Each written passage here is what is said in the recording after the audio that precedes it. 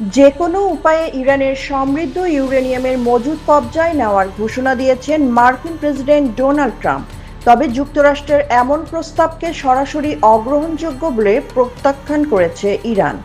মার্কিন সংবাদ মাধ্যম সিবিএসকে দেওয়া এক সাক্ষাৎকারে ট্রাম্প দাবি করেন, আলোচনায় ইরান অনেক বিষয়ে রাজি হয়েছে, এমনকি সমৃদ্ধ ইউরেনিয়াম সরিয়ে যুক্তরাষ্ট্রে নেওয়ার বিষয়েও সমঝোতা হতে পারে বলে জানান তিনি।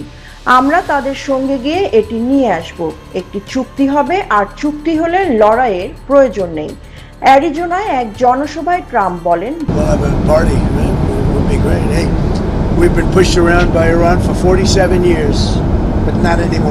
যুক্তরাষ্ট্র ইরানের সব পারমাণবিক উৎপাদন নিজেদের নিয়ন্ত্রণে নিতে চায়। আমরা যে কোনোভাবেই হোক এটি নিতাম, তবে হামলার মাধ্যমে নেওয়া আরও বিপজ্জনক। এদিকে ইরান স্পষ্ট জানিয়েছে এমন প্রস্তাব নন স্টার্টার এবং কোনোভাবেই গ্রহণযোগ্য নয়। বিশ্লেষকরা বলছেন এই ইস্যুতে দুই দেশের মধ্যে উত্তেজনা আরও বাড়তে পারে।